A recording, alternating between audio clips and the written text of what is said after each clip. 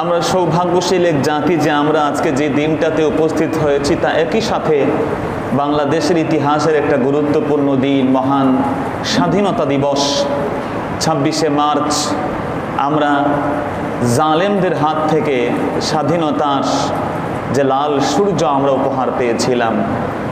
মোহতারাম হাজিরিন, স্বাধীনতা, বিজয়, ইস্তেকলাল, ইন্ডিপেন্ডেন্স বা ফ্রিডম এটা একজন বান্দার মৌলিক অধিকার।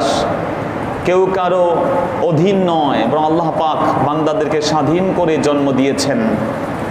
রাসূল করিম সাল্লাল্লাহু আলাইহি ওয়াসাল্লাম এজন্য বলেছেন, এই পৃথিবীতে লা ফাদল আলি আরাবিয়্যিন আলা আজামি ওয়ালা আলি আল আহমার ওয়ালা আলাল আসওয়াদ ওয়ালাল আসওয়াদ আলাল আহমার। কোন শ্বেতাঙ্গের উপরে কৃষ্ণাঙ্গের, কৃষ্ণাঙ্গের উপরে শ্বেতাঙ্গের, অনারবের উপরে আরবের, আরবের উপরে অনারবের কোনো মূল্য নাই। বরং মূল্য হবে একটা জিনিস দিয়ে, যে আল্লাহকে বেশি ভয় পায়। বলেন সুবহানাল্লাহ। এই জন্য মুহতারাম হাজিরিন, স্বাধীনতা মানুষের মৌলিক অধিকার। সে অধিকারের উপরে কেউ যদি আঘাত করে, সেই স্বাধীনতাকে কেউ লুণ্ঠন করে নিতে চায়, সেই অধিকারকে কেউ কেড়ে নিতে চায়, তার জন্য যারা আন্দোলন করবে, তার জন্য যারা মাঠে লড়বে, তার জন্য যারা নিজের জীবনকে বাজি রাখবে, নিঃসন্দেহে তারা আল্লাহর পথের মুজাহিদ। বলেন সুবহানাল্লাহ। এবং যদি আল্লাহর কোনো গোলাম এই স্বাধীনতার জন্য, দেশ ও মাতৃকার জন্য জীবন দান করে, কোনো সন্দেহ নাই অধিকার রক্ষার জন্য যে ব্যক্তি মারা যায়, ওই ব্যক্তিও শহীদ হয়ে যাবে। সুবহানাল্লাহ। সাহাবায়ে কেরামকে নবী একদিন জিজ্ঞেস করলেন, মানি শহীদ, শহীদ কে? সাহাবায়ে কেরাম বললেন, মান কুতিলা ফি সাবিলিল্লাহি ফাহুয়া শহীদ।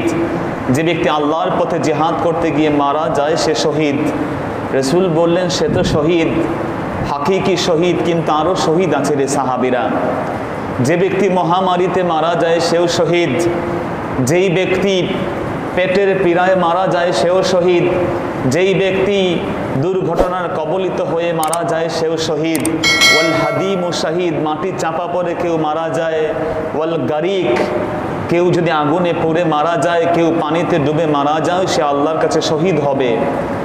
এবং ওয়ামান কুতিলা দুনা হাক্কিহি ফাহুয়া শহীদ, যদি কোনো ব্যক্তি তার অধিকার আদায়ের জন্য মারা যায়, সে আল্লাহর কাছে শহীদ হিসেবে উত্থিত হবে। সুবহানাল্লাহ।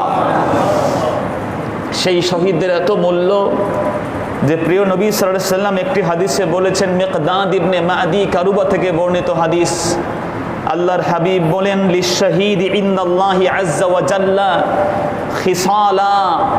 শহীদদের আলাদা কিছু মর্যাদা আল্লাহর কাছে রয়েছে কিয়ামতের দিন। একই হাদিসে প্রিয় নবী শহীদদের কমপক্ষে 8টি মর্যাদার কথা বলে দিয়েছেন। বলেন সুবহানাল্লাহ। আল্লাহর হাবিব সাল্লাল্লাহু আলাইহি ওয়াসাল্লাম বলেছেন, শহীদদের কেমন মূল্য? ইউগফারু লাহু ফি আউয়ালি দুফআতিন মিন দামিহি। রে দুনিয়ার মানুষ, শুনে রেখো, আল্লাহর পথে যে ব্যক্তি শহীদ হবে, ওই ব্যক্তির প্রথম যে রক্তের ফোঁটা তার শরীর থেকে বের হবে, তার সাথে সাথে আমার আল্লাহ তার জিন্দেগির গুনাহ খাতাগুলো মাফ করে দিয়ে দিবে। ওয়া ইউরা মাকআদাহু মিনাল জান্নাহ।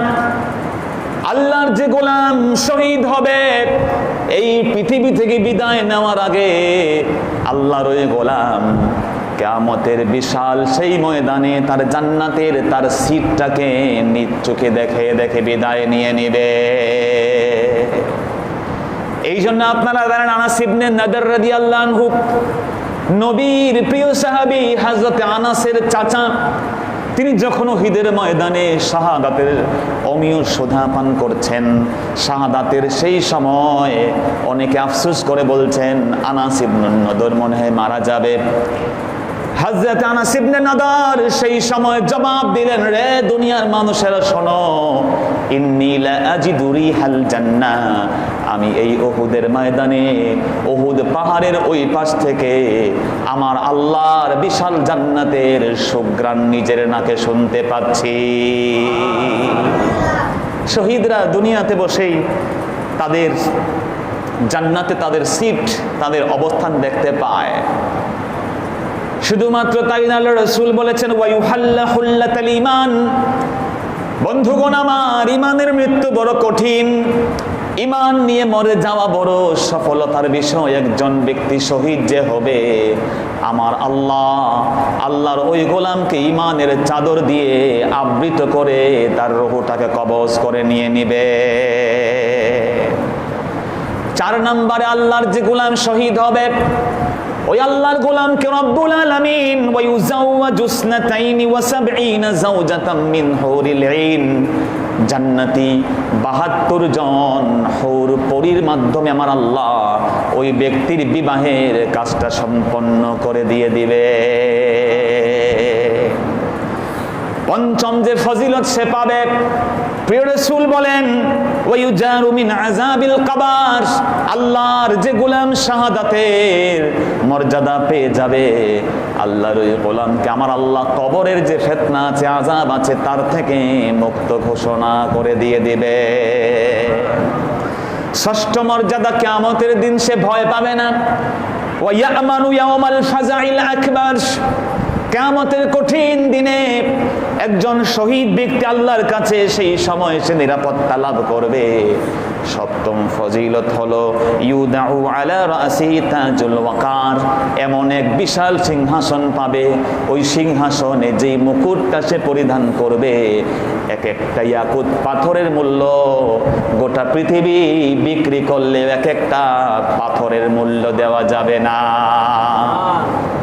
শহীদ ব্যক্তির 8ম মর্যাদা হবে এমন, তার বংশের ভিতরে যে মানুষগুলো জাহান্নামী, আল্লাহর যে গোলাম শাহাদাতের মর্যাদা পাবে, রাসূলুল্লাহ সাল্লাল্লাহু আলাইহি সাল্লাম বলেছেন ওয়ায়ুশাফাউ ফি 70 ইনসানাম মিন আকারিবিহি, আল্লাহর গোলাম তার বংশের কমপক্ষে 70 জন জাহান্নামী ব্যক্তিকে সুপারিশ করে আল্লাহর সুবিশাল জান্নাতের উত্তরাধিকারী বানায় দিয়ে দিবে। এজন্য মোহতারাম হাজিরিন, যে ব্যক্তি নিজের অধিকার আদায়ের জন্য জিহাদ করে, নিঃসন্দেহে সে শহীদ।